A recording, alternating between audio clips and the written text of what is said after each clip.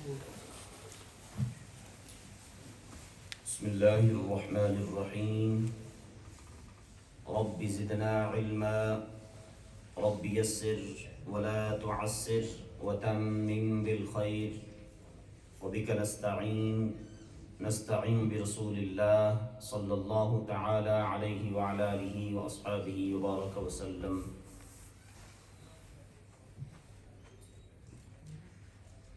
اللہ جل جلالہ وعم نوالہ وعظم شانہ کے فضل و اس کی توفیق رفیق سے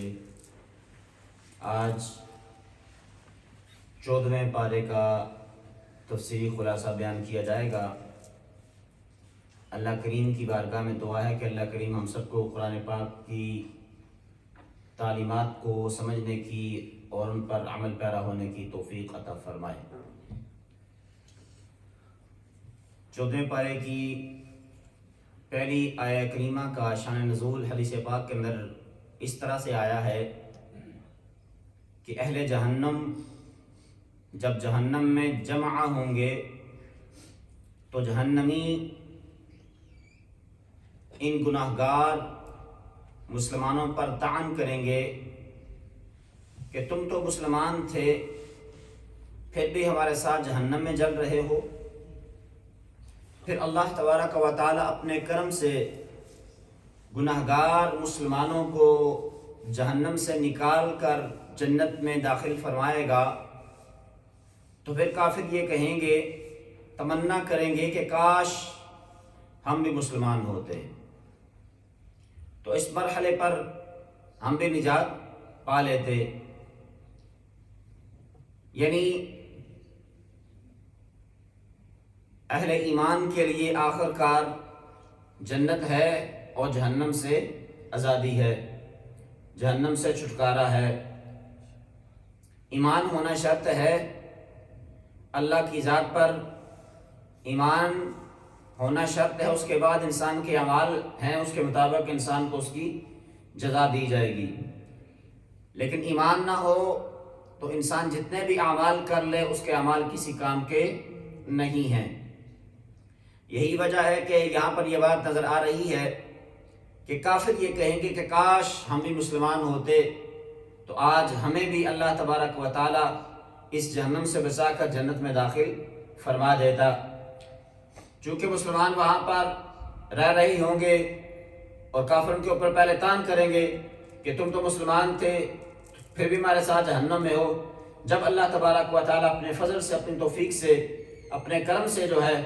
ان مسلمان گناہگاروں کو جہنم سے نکالے گا تو پھر کافر یہ اس پر جو ہے تمنا کریں گے. 14ویں پارے کی ابتدائی آیات میں کفار کے طعن اور استہزاء کا ذکر ہے کہ معاذ اللہ و رسول کریم صلی اللہ تعالی علیہ وسلم کو مجنون کہتے ہیں اور کہیں گے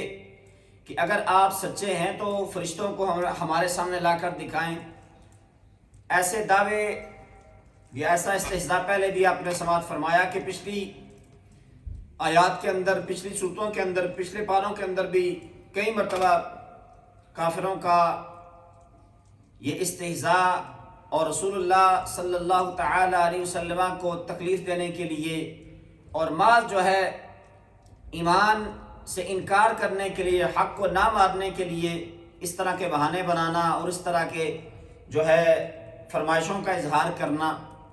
اور یہاں پر تو وہ رسول علیہ السلام کو مجنون کہہ کر پکار رہے ہیں. اگر وہ کہتے ہیں کہ اگر آپ سچے رسول ہیں، سچے نبی ہیں تو فرشتوں کو سامنے لا کر دکھائیں. اللہ تبارک و تعالی نے فرمایا کہ اگر ہم آسمان کا کوئی دروازہ کھول دیں اور یہ منکرین خود اس سے چڑھ کر جائیں پھر بھی کہیں گے کہ ہم پر جادو کر دیا گیا ہے. یعنی اللہ تبارک و تعالی ان کے جواب کو اس انداز سے فرما رہا ہے کہ یہ کہتے ہیں کہ فرشتہ کوئی ہمارے سامنے آئے تو اللہ فرماتا ہے فرشتہ تو آنے کی بات ہے، اگر ہم آسمان کے دروازے ان کے لیے کھول دیں اور پھر یہ چڑھ کر اوپر بھی آئیں پھر بھی یہ کہیں گے کہ نہیں، یہ آسمان نہیں ہے، یہ تو بس ہمیں جادو کیا گیا، ہمارے ذہن کو جو ہے ورغلایا گیا ہے اور ہمارے جو ہے نظر بندی کر دی گئی ہے، ہمارے دماغوں کو معاف کر لیا گیا ہے، جیسے کیسے نا ہپنوٹائز کر دیا گیا ہے. تو پھر بھی یہ کہیں کہ ہمیں تو ہپنوٹائز کیا ہوا ہے، اس کے اندر کوئی حقیقت نہیں ہے. یعنی پھر بھی وہ حق کو نہیں مانیں گے. آیت نمبر 17 میں بتایا گیا کہ شیطان فرشتوں کی باتیں سننے کے لیے آسمانوں پر جاتے ہیں تو ان پر آگ کے کوڑے برسائے جاتے ہیں، یعنی ان کا داخلہ عالم بالا میں بند ہے۔ یعنی پہلے جو ہے جاتے تھے شیطان، فرشتوں کی باتیں سنتے تھے اور پھر آ جاتے تھے، آ کر اپنے شیطانوں کو بتاتے، اپنے کاہنوں کو بتاتے تھے، پھر وہ جو ہے آگے عوام کو بتاتے تھے۔ لیکن جب نبی کریم صلی اللہ تعالی علیہ وسلم کی آمد ہوئی، آپ کی ولادت با سعادت ہوئی، تو اس کے بعد شیطانوں کا داخلہ جو ہے اوپر جانا بند ہو گیا۔ اب وہ جیسے اوپر جاتے ہیں تو آگے سے ان کو جو ہے آگ کے کوڑے برسائے جاتے ہیں، تو پھر وہ آگے نہیں جا سکتے ہیں۔ آیت نمبر 19 سے زمین کے پھیلاؤ، اس میں پہاڑوں کے نصب کرنے، سبزے اگانے اور دیگر وسائل معیشت کا ذکر ہے کہ یہ تمام نعمتیں اللہ تبارک و تعالیٰ فرماتا ہے یہ ساری کی ساری نعمتیں میرے خزانے ہیں اور میرے پاس ہیں۔ آیت نمبر 22 میں اللہ تبارک و تعالیٰ اپنی اس قدرت کا ذکر فرما رہا ہے کہ پانی سے لدے ہوئے بادلوں کو ہمارے حکم سے ہوائیں چلا کر لے جاتی ہیں، پھر بارش برستی ہے، اور بلند فضاؤں میں کسی سہارے کے بغیر اللہ تبارک و تعالیٰ ہی کی ذات ہے جس نے لاکھوں گیلن کے حساب سے پانی کو سٹور کر کے رکھا ہے۔ یہ اللہ تبارک و تعالیٰ اپنی شان قدرت کا اظہار فرما رہا ہے کہ میرے علاوہ کوئی اور ایسے کر سکتا ہے؟ میں ہوں جو ہے ہواؤں کو حکم دیتا ہوں، اور ہوائیں جو ہیں وہ پانی سے لدے ہوئے بادلوں کو چلا کر لے جاتی ہیں، اور پھر بارش برستی ہے، اور بلند فضاؤں میں کسی سہارے کے بغیر، کسی سہارے کے کوئی ٹینکی نہیں بنی ہوئی، کوئی اسٹوریج روم نہیں بنا ہوا، لیکن اللہ تبارک و تعالیٰ کی قدرت اللہ تبارک و تعالیٰ اظہار فرما رہا ہے اس کا کہ کسی بھی سہارے کے بغیر اللہ تبارک و تعالیٰ نے لاکھوں گیلن جو ہے پانی کو سٹور کر کے رکھا ہوا ہے۔ جب اس کی مرضی ہوتی ہے تو اللہ تبارک و تعالیٰ اپنے بندوں پر اس کا نزول فرماتا ہے۔ آیت نمبر 26 سے انسانوں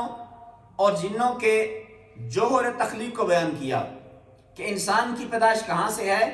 اور جنات کی پیدائش کا مرکز اور جوہر ہے وہ کیا ہے۔ اللہ تبارک و تعالیٰ فرماتا ہے کہ آدم علیہ السلام کا پیکر تخلیق فرمانے کے بعد فرشتوں کو تعظیم کے طور پر انہیں سجدہ کرنے کا حکم دیا۔ آپ یہ واقعہ سن چکے ہیں پہلے سپارے کے اندر بھی اور 8ویں سپارے کے اندر بھی، کہ جب آدم علیہ السلام کو اللہ تبارک و تعالیٰ نے پیدا فرمایا، اس کے بعد اللہ تبارک و تعالیٰ نے فرشتوں کو فرمایا کہ اے فرشتوں آدم کو سجدہ کرو، تو سب نے سجدہ کیا، لیکن شیطان ابلیس نے سجدہ نہ کیا۔ اور جب اسے پوچھا گیا کہ تم سجدہ کیوں نہیں کر رہے یا کیوں نہیں کیا، تو وہ کہنے لگا کہ میرا جوہر تخلیق اور ہے اور انسان کا جوہر تخلیق اور ہے، میں آگ سے بنا ہوا ہوں اور یہ مٹی سے بنا ہوا ہے، اور میں جو ہے افضل ہوں، انا خیر منہ، اس لیے میں اس کو سجدہ نہیں کر رہا۔ تو اللہ تبارک و تعالیٰ نے اپنے پیارے نبی کی عظمت کو اجاگر کرنے کے لیے اس کی بارگاہ میں اس کی تعظیم نہ بجا لانے کے لیے، نہ بجا لانے کی وجہ سے اللہ تبارک و تعالیٰ نے شیطان کو اپنے قرب سے نکال کر دھتکار دیا،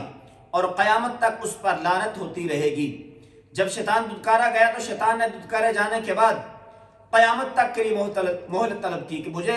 قیامت کے دن تک مہلت دے، یعنی مجھے موت نہ آئے، مجھے زندگی دے۔ اللہ تبارک و تعالیٰ فرمایا ٹھیک ہے، تمہیں مہلت مل گئی۔ اب علماء یہ بھی فرماتے ہیں کہ اگر شیطان چاہتا تو معافی مانگ سکتا تھا، لیکن اس نے معافی نہیں مانگی، تکبر کے اندر آ گیا، غرور کے اندر آ گیا، اور اس نے حضرت آدم علیہ السلام کی تعظیم نہیں کی، اور الٹا جو ہے اللہ کے مقابلے میں آ گیا، اللہ کو کہنے لگا کہ اے اللہ تو مجھے قیامت تک مہلت دے۔ اللہ نے فرمایا ٹھیک ہے، میں تمہیں مہلت دے دیتا ہوں۔ پھر اس نے کہا کہ میں تیرے بندوں کو گمراہ کروں گا، اور اللہ تبارک و تعالیٰ فرمایا ٹھیک ہے، تو اپنا زور لگا لے، میرے بندے بھی ہیں جن پر تیرا دباؤ نہیں چلے گا، جن پر تیرا داؤ نہیں چلے گا۔ تو اللہ تبارک و تعالیٰ اور جو ہے شیطان کا جو مکالمہ ہوا، ڈائلاگز ہوئے، ان کو اللہ تبارک و تعالیٰ ان آیات کے اندر بیان فرما رہا ہے۔ لیکن شیطان نے خود بھی یہ کہا تھا کہ اے اللہ تعالیٰ میں تیرے بندوں کو گمراہ کروں گا، لیکن تیرے جو خاص بندے ہوں گے ان کے اوپر میرا داؤ نہیں چلے گا۔ اللہ تبارک و تعالیٰ نے بھی فرمایا تھا کہ جو میرے بندے ہوں گے وہ اللہ کے فضل سے، میری عطا سے وہ تیرے داؤ کے اندر نہیں آئیں گے۔ اس کے بعد اللہ تبارک و تعالیٰ نے اس مقام پر جہنم کے 7 دروازوں کا ذکر فرمایا کہ شیطان جو ہے وہ ورغلائے گا، بندوں کو گمراہ کرنے کی کوشش کرے گا، تو جو بندہ شیطان کے بہکاوے میں آ جائے گا اس کے لیے اللہ تبارک و تعالیٰ فرماتا ہے میں نے جہنم تیار کر کے رکھی ہے، اور جہنم کے 7 دروازوں کا ذکر اللہ تبارک و تعالیٰ بیان فرما رہا ہے۔ یعنی ان دروازوں کے نام یہ ہیں، ایک ہے جہنم، پھر سعیر، لظہ، سقر، جحیم اور ہاویہ۔ اس مقام پر یہ بھی بتایا گیا کہ اہل جنت کے دلوں کے اندر کینہ نہیں ہوتا، ان کے دل کینے سے پاک ہوتے ہیں، وہ اعزاز اور اکرام کے ساتھ ایک دوسرے کے مقابل مسنتوں پر بیٹھے ہوئے ہوں گے۔ یعنی جنت کے اندر جب اہل ایمان داخل ہوں گے، وہاں پر پہنچیں گے، وہاں پر رہیں گے، تو ایک دوسرے کے ساتھ جو ہے وہ مقابلہ بازی نہیں کریں گے، اور پھر بھی عزت اور احترام کے ساتھ جنت میں رہیں گے۔ تو لہٰذا دنیا میں رہتے ہوئے بھی انسان کو اگر کوئی مسند مل جائے تو انسان کو اپنے اندر تکبر نہیں رکھنا چاہیے، غرور نہیں ہونا چاہیے کہ میں فلاں ہوں، میرے اندر یہ ہے، میں راجہ ہوں، میں چودھری ہوں، میں مالک ہوں، میں فلانا ہوں، میں ٹمکانا ہوں۔ ایسا نہیں ہونا چاہیے۔ انسان کو ہر حال میں اللہ تبارک و تعالیٰ کی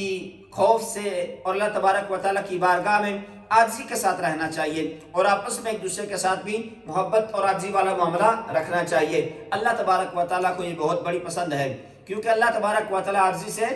پاک ہے، عاجزی اس کی شان نہیں ہے۔ وہ متکبر ہے، وہ خالق ہے، وہ مالک ہے، وہ رازق ہے، لیکن وہ عاجز نہیں ہے۔ تو جو بندہ اس کی بارگاہ میں عاجز ہو کر آتا ہے، اللہ تبارک و تعالیٰ اس کو عزتوں سے نواز دیتا ہے۔ حدیث پاک کا مفہوم ہے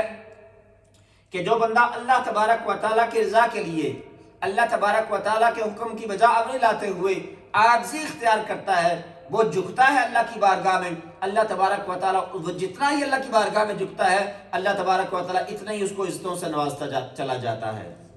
یعنی یہ اللہ تبارک و تعالیٰ کا بڑا پیارا اور انوکھا اصول ہے کہ جتنا جو بندہ اللہ کی بارگاہ میں جھکتا ہے، کیونکہ وہ بڑا ہے، وہ عاجز نہیں ہے، وہ عاجز سے پاک ہے، تو جتنی بھی عاجزی اس کی بارگاہ میں کی جائے، اللہ تبارک و تعالیٰ اتنی عزتوں سے، اتنی بلندیوں سے اللہ تبارک و تعالیٰ اس بندے کو نوازتا ہے۔ آیت نمبر 78 سے اصحاب الایکہ اور اصحاب الحجر کا ذکر ہے کہ ان قوموں نے انبیاء علیہ السلام کو جھٹلایا اور ان پر اللہ تبارک و تعالیٰ کا عذاب نازل ہوا۔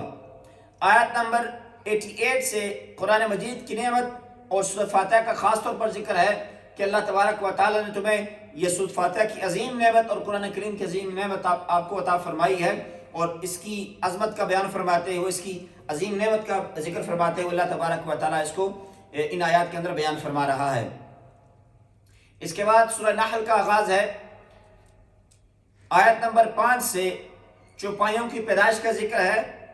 جن میں انسانوں کے لیے کئی طرح کے فوائد ہیں، یعنی جانور اللہ تبارک و تعالیٰ نے پیدا کیے تو ان کے اندر اللہ تبارک و تعالیٰ فرماتا ہے کہ ان کے اندر تمہارے لیے بڑے بڑے فائدے ہیں۔ آپ دیکھ سکتے ہیں کہ انسان ان جانوروں سے کیا کام نہیں لیتا، یہ انسانوں کے لیے راحت کا سبب ہیں۔ ان میں سے بعض جانور کو کھایا جاتا ہے، بعض کے اندر جو ہے انسان اپنے سواریوں کے لیے استعمال کرتے ہیں، بعض جو ہیں ان کو لوڈنگ کے لیے استعمال کرتے ہیں، یعنی سامان کی نقل و مکانی کے لیے استعمال کرتے ہیں۔ یعنی مختلف فوائد اللہ تبارک و تعالیٰ فوائد جو ہے بیان فرما رہا ہے کہ انسان کے لیے اللہ تبارک و تعالیٰ نے کائنات کی ہر چیز بنائی ہے، تو انسان کو چاہیے کہ سب جہاں تیرے لیے اور تو خدا کے لیے۔ کیا انسان اللہ تبارک و تعالیٰ یہ اشارہ فرما رہا ہے کہ میں نے جانور بھی تمہارے لیے بنائے، آسمان و زمین بھی تمہارے لیے بنایا، اور اس کے اندر طرح طرح کے فائدے رکھے تمہارے لیے، زمین کے اندر نعمتیں رکھی ہیں اور جانوروں کے اندر تمہارے لیے فائدے اور نعمتیں رکھی ہیں، تو تم بھی کسی بات کا حقدار ہے کہ تیرا بھی حق بنتا ہے کہ تم بھی اللہ تبارک و تعالیٰ اور خالق حقیقی جل وعلا کی بارگاہ میں سجدہ رجی کرے اور اس کی جو ہے عبادت کرے اور اس کو راضی کرنے کی کوشش کرے۔ اور اسی طرح اللہ تبارک و تعالیٰ ان کے فوائد بیان فرما رہا ہے کہ کچھ جانور ایسے ہیں جن سے لوگ اون لیتے ہیں، گرم لباس بنتا ہے، کچھ جانور ایسے ہیں جن سے بار برداری کی جاتی ہے، یعنی سامان کو آگے پیچھے کیا جاتا ہے، کچھ سواری کے کام آتے ہیں، آیت نمبر 11 سے زمین و آسمان سے پیدا ہونے والے پھلوں اور نعمتوں کا ذکر، جیسا کہ میں نے اشارتاً عرض کر دیا، انسان سمندر پر سواری کے لیے سفر بھی کرتا ہے، مچھلیوں کا شکار بھی کرتا ہے اور تازہ گوشت کھاتا ہے، سمندروں ہی سے مختلف قسم کے زیورات بھی نکلتے ہیں، پھر اور بھی مختلف چیزیں جو ہیں استعمال ہونے والی نکلتی ہیں۔ اللہ تبارک و تعالیٰ ان تمام نعمتوں کا تفصیل کے ساتھ ذکر فرمانے کے بعد فرماتا ہے وَإِن تَعُدُّوا نِعْمَةَ اللَّهِ لَا تُحْصُوهَا، اے بندے اگر تم میری نعمتوں کو شمار کرنا شروع کر دو تو تم ان کو احاطہ نہیں کر سکتے۔ میں نے اتنی نعمتیں تمہیں عطا فرمائی ہیں، اتنی نعمتیں تمہیں عطا فرمائی ہیں، لیکن تم ان نعمتوں کا شمار نہیں کر سکتے۔ تیرا کیا کام بنتا ہے کہ تو بس میری نعمتوں کو بھی استعمال کرو، اور پھر اللہ فرماتا ہے کہ پھر میری بارگاہ میں سجدہ ریزی بھی کرو، میرے ساتھ کسی کو شریک نہ ٹھہراؤ۔ آیت نمبر 20 سے مشرکوں کے باطل معبودوں کی بے کسی کا ذکر بیان کیا جا رہا ہے کہ مشرکوں کے جو معبودان باطلہ ہیں، بت وغیرہ، وہ خود مخلوق ہیں، وہ بے جان ہیں، نعمت حیات سے محروم ہیں، انہیں اپنے خود کے انجام کا پتہ نہیں ہوتا، تو پھر وہ کسی کو کیا نقصان دیں گے، کسی کو کیا فائدہ دیں گے، جبکہ مسلمانوں کا معبود اللہ وحدہ لا شریک ہے اور ظاہر اور باطن کو جاننے والا ہے۔ یعنی بت کے مقابلے میں یا اللہ کے مقابلے میں بت کو لے کر آنا کوئی عقل کی بات نہیں ہے۔ اللہ تبارک و تعالیٰ تو ہر چیز کا خالق اور مالک ہے، ہر چاہت پر قادر ہے، اور بت جو ہیں وہ کسی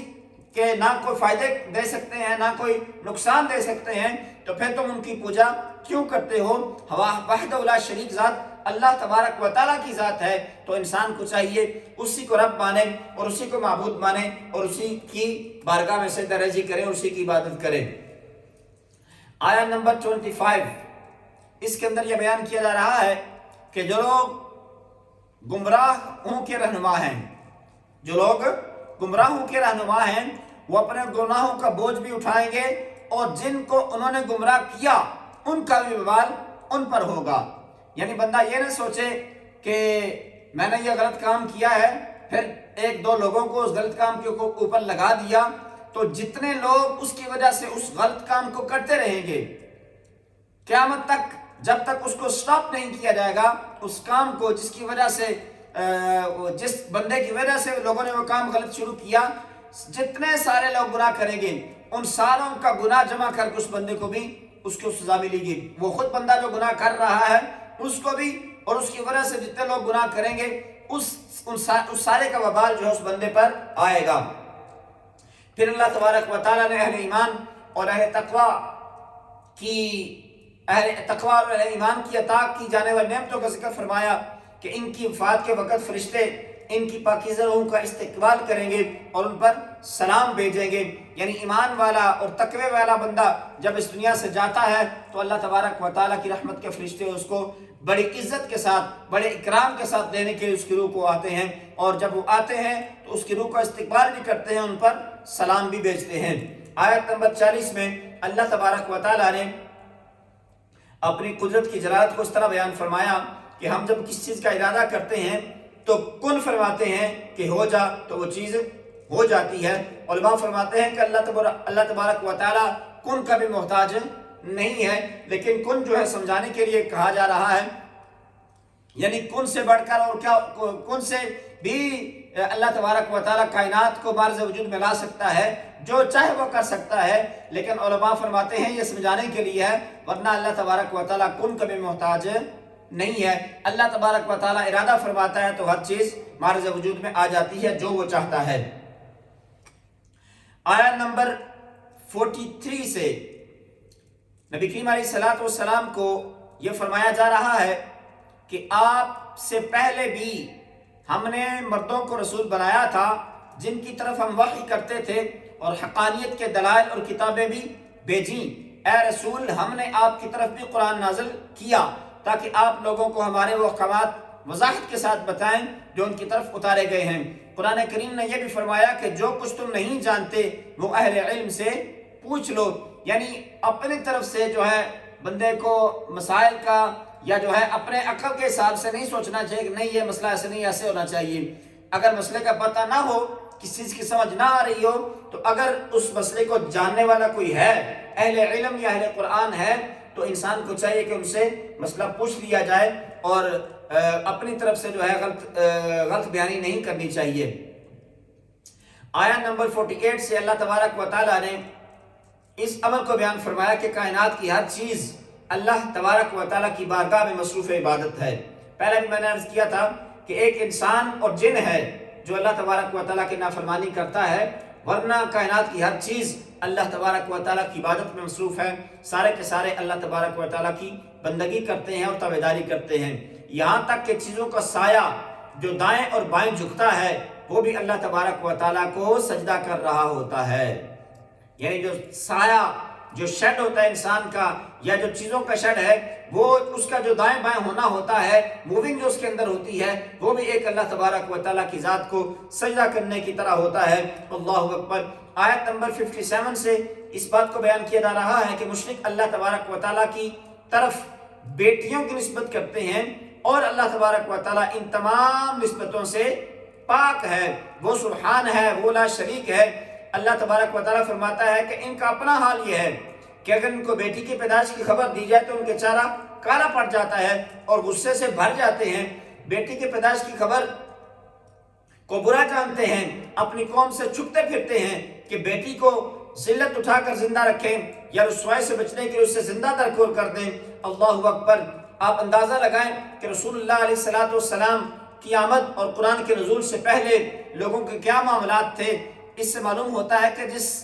زمانے میں قرآن کریم نازل ہو رہا تھا اس زمانے میں بیٹیوں کے حوالے سے لوگوں کی سوچ کیا تھی۔ پھر اسلام نے آ کر اور قرآن نے آ کر، میرے نبی علیہ السلام نے آ کر عورت کو ماں کی عزت عطا فرمائی، عورت کو بیٹی کی عزت عطا فرمائی، عورت کو بہن اور بیوی کے روپ میں کتنا مقدس اللہ تبارک و تعالیٰ نے، اللہ کے رسول علیہ السلام نے عزت عطا فرمائی کہ عورت جس حال میں بھی ہو وہ عزت والی ہے، وہ ماں ہو تو بھی عزت والی ہے، بیٹی ہو تو بھی عزت والی ہے، بہن ہو تو بھی عزت والی ہے، بیوی ہو تو بھی عزت والی ہے۔ یعنی اللہ تبارک و تعالیٰ نے اور اسلام نے آ کر عورت کو عزت عطا فرمائی ہے۔ اس سے پہلے انسان اتنا ناشکرا تھا کہ بیٹی کی پیدائش پر جو ہے وہ اپنا منہ چھپاتا پھرتا تھا اور اپنے آپ کو وہ ذلیل سمجھتا تھا، اور ذلت اٹھا کر جو ہے اپنی بیٹی کو پالنے کی یا جو ہے رسوائی سے بچنے کے لیے لوگ اپنی بیٹیوں کو زندہ درگور کر دیتے تھے۔ لیکن اسلام نے آ کر عورتوں کو عزت عطا فرمائی۔ ہمیں چاہیے کہ اسلام کے ہم ہر حال میں شکر گزار رہیں، اللہ تبارک و تعالیٰ کے اور اللہ کے رسول صلی اللہ تعالیٰ علیہ وسلم کے بھی ہم شکر گزار رہیں کہ جس رب نے، جس رسول نے، جس قرآن نے آ کر ہمیں جینے اور رہنے سہنے کا سلیقہ اور طریقہ عطا فرمایا۔ اللہ کریم ہمارے اوپر اپنا کرم فرمائے۔ آیت نمبر 68 سے اللہ تبارک و تعالیٰ کی قدرت کی نشانی کو بیان کیا جا رہا ہے کہ دودھ دینے والے جانوروں کے پیٹ میں خوراک جاتی ہے، ان کے میدے کے ایک ہی کارخانے میں رنگین، بدبودار اور ناپاک جو ہے گوبر پیدا ہوتا ہے اور خون بنتا ہے۔ ان دونوں ناپاک رنگین چیزوں کے درمیان ہی میں چاندنی کی طرح چمکتا ہوا شفاف اور سفید اور پاکیزہ دودھ بنتا ہے۔ اللہ تبارک و تعالیٰ کی قدرت دیکھیے۔ اور یہ بھی بتایا گیا اگلے دن کے سائنس نے، جو نان مسلم ہیں انہوں نے اس کے اوپر سرچ کی ہے کہ جو جانور دودھ دیتے ہیں دودھ کہاں سے آتا ہے۔ اللہ تبارک و تعالیٰ فرماتا ہے کہ دودھ جو ہے انسان اور جانور جو خوراک کھاتے ہیں، خوراک پیٹ میں جاتی ہے اور پھر ان کے معدے کے ایک ہی کارخانے میں رنگین، بدبودار اور ناپاک گوبر بنتا ہے۔ گوبر بنتا ہے، وہاں پر ہی اس کا جو ہے رنگ بھی ہوتا ہے، اس کی اسمیل بھی ہوتی ہے، اور اس کے ساتھ ساتھ اللہ فرماتا ہے خون بھی وہاں پر ہی بنتا ہے۔ اور پھر ان دونوں چیزوں کے درمیان سے، خون اور گوبر کے درمیان سے اللہ تبارک و تعالیٰ جو ہے دودھ کو انسانوں کے لیے فراہم فرماتا ہے، اس کو پینے کے لیے فراہم فرماتا ہے۔ لیکن اندازہ کیجئے کتنی بڑی عظمت و شان کا مالک ہے۔ کتنا بھی کوئی اچھا فلٹر لے آئیں، اس کے اندر یہ چیزیں ڈالیں تو وہاں اتنی پاکیزگی اور اتنی شفافیت نہیں نظر آئے گی ان کے اندر۔ لیکن اللہ تبارک و تعالیٰ نے جو فلٹر جانوروں کے پیٹوں کے اندر لگایا ہوا ہے، کہ خون کی سمیل بھی دودھ کے اندر نہیں آتی، گوبر کی سمیل یا اس کا ذائقہ بھی دودھ کے اندر نہیں آتا، لیکن نکلتا وہاں سے ہی ہے۔ لوگ سرچ کرنے والوں نے سرچ کیا، اس کو چیر پھاڑ کر بھی دیکھا کہ دیکھیں دودھ کہاں پر ہے، وہاں پر دودھ کا جو ہے وجود موجود نہیں ہے، لیکن اللہ تبارک و تعالی انسان کو ہر روز تازہ دودھ عطا فرماتا ہے۔ اللہ فرماتا ہے انسان کیوں نہیں سوچتا اس بات کو، کیوں نہیں دیکھتا اس بات کو کہ میں تمہیں کہاں کہاں سے نعمتیں عطا فرماتا ہوں۔ تمہارے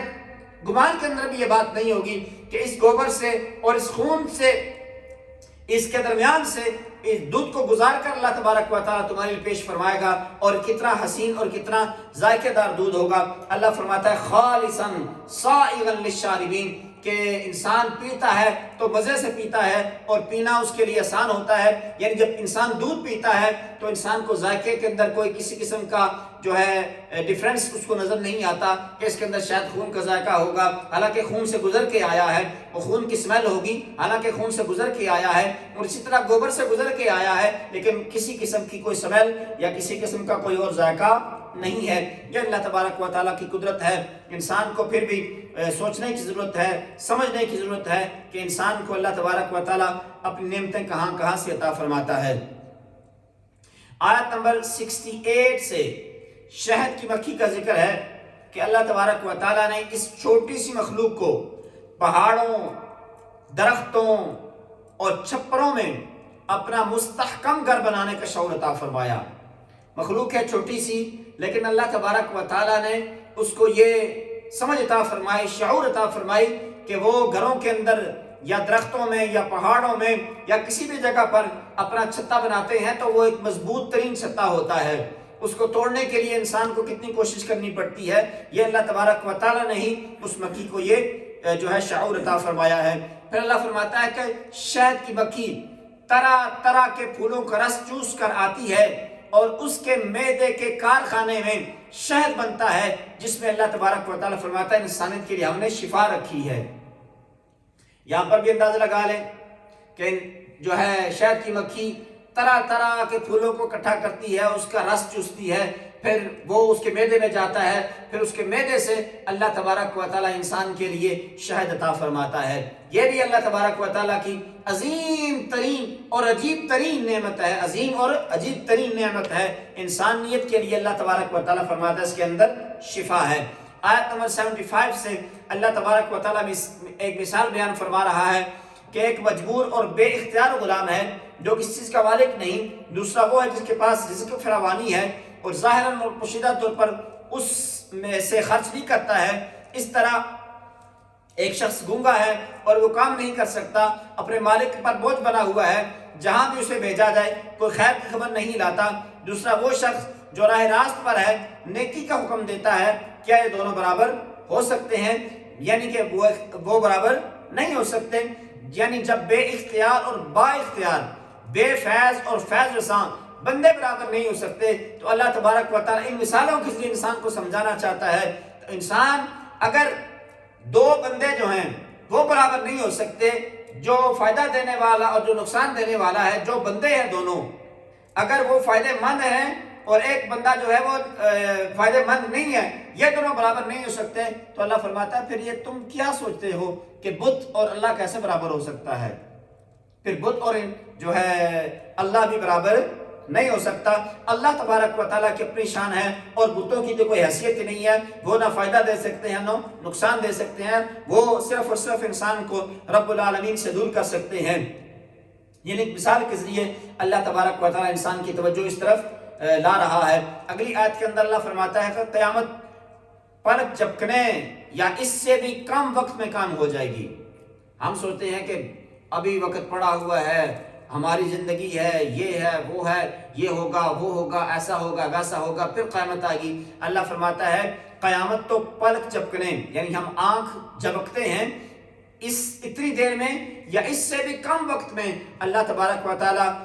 کے حکم سے قیامت برپا ہو جائے گی۔ اگلی آیت کے اندر اللہ تبارک و تعالیٰ فرماتا ہے کہ اللہ نے تمہیں سننے، دیکھنے اور سمجھنے کی صلاحیتیں عطا فرمائی ہیں تاکہ تم اللہ تبارک و تعالیٰ کے شکر گزار بندے بنے رہو۔ آیت نمبر 79 میں اس بات کو بیان کیا جا رہا ہے جو پرندے فضاؤں میں اڑتے ہیں انہیں اللہ ہی تو بغیر کسی سہارے کے فضا میں قرار عطا فرماتا ہے۔ آپ دیکھتے ہیں کہ بعض دفعہ پرندے اڑ کر آسمان کی بلندیوں کی طرف جا رہے ہوتے ہیں، پھر وہاں پر وہ بغیر کسی آسرے کے اپنے پروں کو بھی جو ہے پھڑپڑاتے نہیں ہیں، اور پھر بھی وہاں پر اپنا قرار پکڑے ہوئے ہوتے ہیں۔ اللہ فرماتا ہے کہ کون ہے جو ان کو یہ ہمت اور طاقت عطا فرماتا ہے، کون ہے جو ان کو سہارا عطا فرماتا ہے؟ اللہ فرماتا ہے میں ہی ہوں جو ان پرندوں کو بغیر کسی سہارے کے فضا میں قرار عطا فرماتا ہوں۔ اللہ تبارک و تعالیٰ آیت نمبر 80 کے اندر فرما رہا ہے کہ جانوروں کی کھالوں، مویشیوں کی اون اور پشم اور بالوں سے حاصل ہونے والے فوائد جو ہیں، اللہ تبارک و تعالیٰ ان کو دوبارہ انسان کے ذکر فرما رہا ہے۔ یعنی ساری کی ساری چیزیں اللہ تبارک و تعالیٰ کی قدرت کا شاہکار ہیں، اللہ تبارک و تعالیٰ کی قدرت کا اظہار ہو رہا ہے۔ انسان بس غور کرے اور اپنی عقل سے جو ہے تعصب کی عنق اتارے تو انسان کو ہر چیز کے اندر اللہ تبارک و تعالیٰ کی عظمت اور اس کی جو ہے قدرت کا کرشمہ نظر آئے گا۔ آیت نمبر 89 کے اندر اس اللہ تبارک و تعالیٰ فرماتا ہے کہ قیامت کے دن ہر امت کے خلاف ہم انہی میں سے ایک گواہ یعنی اس عہد کے نبی اور رسول کو پیش کریں گے، اور اے رسول کریم صلی اللہ علیہ وسلم ہم ان سب پر آپ کو گواہ بنا کر پیش کریں گے۔ یعنی ہر نبی اللہ تبارک و تعالیٰ کی عدالت میں گواہی دے گا کہ اس نے دعوت حق کا فریضہ سے انجام دیا، اور سیدنا محمد رسول اللہ صلی اللہ تعالی علیہ وسلم ان نبیوں کی گواہیوں کی تصدیق فرمائیں گے۔ اندازہ کیجئے کہ اللہ فرماتا ہے ہم ہر زمانے کے نبی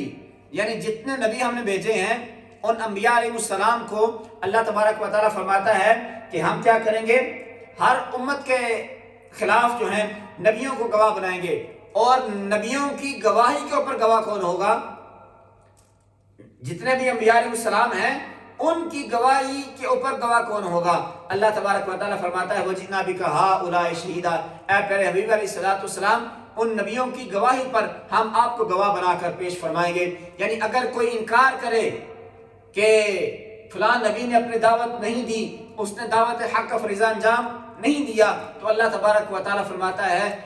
ہمارے پاس گواہ موجود ہیں، تو گواہ سب سے بڑے گواہ اللہ تبارک و تعالیٰ رسول اکرم صلی اللہ تعالی علیہ وسلم کو ان کے خلاف یعنی کافروں کے خلاف اور نبیوں کے حق میں آپ علیہ السلام کو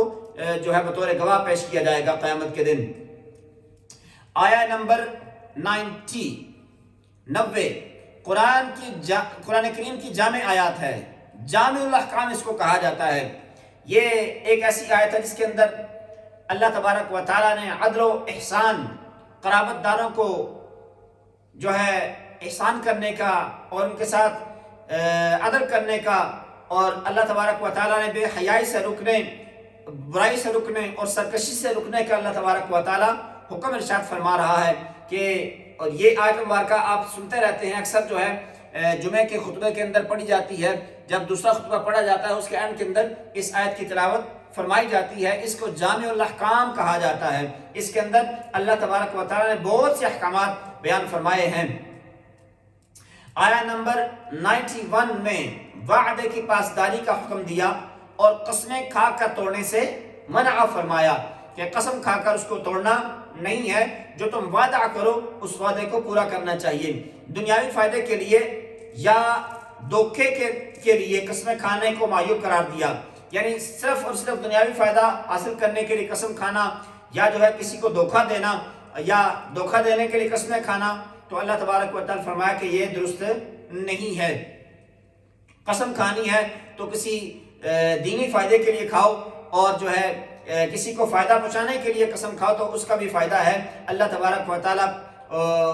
اس کی مثال اللہ تبارک و تعالیٰ یہ بیان فرما رہا ہے کہ ان کی مثال تو اس عورت جیسی ہے جو سود کاٹتی ہے پھر اسے ٹکڑے ٹکڑے کر دیتی ہے، یعنی محنت کرتی رہتی ہے جیسے ہی سود کاٹ دیا جاتا ہے اور ایک اس کی کیفیت بن جاتی ہے تو اس کے بعد اس کو ضائع کر دیتی ہے۔ ایسے ہی ہے کہ انسان قسم بھی اٹھاتا ہے اور قسم کو توڑ بھی دیتا ہے اور اس کی قسم کا فائدہ بھی کچھ نہیں ہوتا۔ اللہ نے فرمایا کہ اگر قسم اٹھانی ہو تو کسی فائدے کے لیے اٹھاؤ، کسی دینی مقصد کے لیے اٹھاؤ، اور پھر اگر قسم اٹھا لیتے ہو پھر اس قسم کو پورا کرنا بھی ضروری ہے۔ قسم کو اگر توڑتے ہو تو قسم کا کفارہ پہلے بیان ہو چکا ہے۔ بس اللہ کریم ہمیں قرآنی احکامات کے اوپر عمل کرنے کی توفیق عطا فرمائے۔ اللہ تبارک و تعالیٰ کی آیت میں فرماتا ہے کہ دنیا کے حقیر اور ناپائیدار فائدے کے لیے اللہ کے وعدوں کو نہ توڑو، دائمی اور ابدی نعمتیں صرف اور صرف اللہ تبارک و تعالیٰ کے پاس ہیں۔ اللہ نے فرمایا کہ ہر مومن مرد اور عورت جو نیک کام کریں گے تو ہم ان کو پاکیزہ زندگی عطا فرمائیں گے اور ان کو بہترین جزا عطا فرمائیں گے۔ پہلے بھی میں نے بیان کیا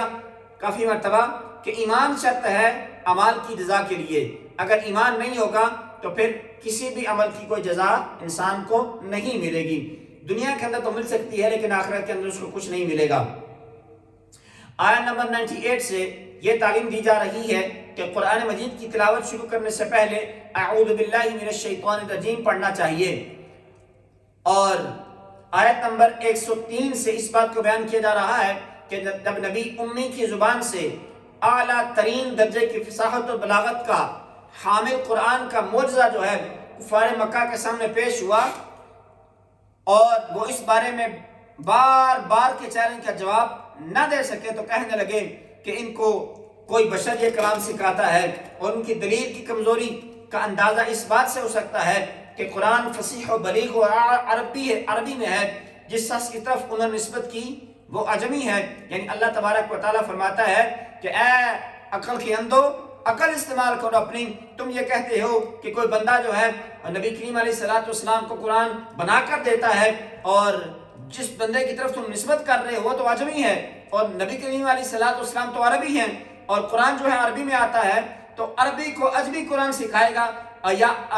عربی عجمی جو ہے وہ عربی کو کلام بنا کر دے گا؟ یہ کیسی باتیں کرتے ہو؟ اللہ تبارک و تعالیٰ فرماتا ہے قرآن کریم عظیم فصاحت اور بلاغت کے اندر ڈوبا ہوا ہے، اور اللہ تبارک و تعالیٰ اس کو چیلنج دے رہا ہے کہ اگر کوئی تم میں سے ہے تو لے کر آؤ اس قرآن جیسا کو قرآن لے کر آؤ، اس جیسی قرآن کی کوئی ایک آیت لے کر آؤ، ایک سورت لے کر آؤ۔ لیکن اتنا بڑا چیلنج ہونے کے باوجود آج تک کسی کے اندر کوئی ہمت پیدا نہیں ہوئی، اور انشاءاللہ تبارک و تعالیٰ قیامت تک کسی کے اندر ہمت نہیں ہوگی یا کوئی اس قابل نہیں ہوگا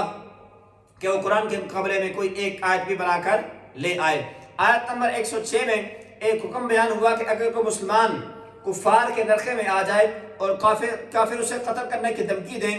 اور کلمہ کفر کہنے پر مجبور کریں، اگرچہ عزیمت تو یہ ہے کہ جان چلی جائے مگر کلمہ کفر زبان پر نہ آئے، لیکن پھر بھی کم ہمت لوگوں کو اللہ تبارک و تعالیٰ نے یہ رخصت دی ہے کہ اگر دل میں ایمان قائم ہے تو جان بچانے کے لیے کلمہ کفر کہنے سے انسان ایمان سے محروم نہیں ہوتا۔ یعنی اگر کافر تلوار، بندوق یا کوئی بھی چیز لے کر سر پہ کھڑا ہے اور وہ کہتا ہے کہ تم کلمے کا انکار کر دو ورنہ میں تمہیں مار دوں گا، اگر انسان کو یقین ہے کہ اگر میں کلمے کا انکار نہیں کروں گا تو یہ مجھے نہیں چھوڑے گا، ہاں کلمے کا انکار کروں گا تو چھوڑے گا، اگر کلمے کا انکار نہ کیا تو یہ مجھے مار دے گا، اگرچہ عظیمت اس بات کے اندر ہے کہ انسان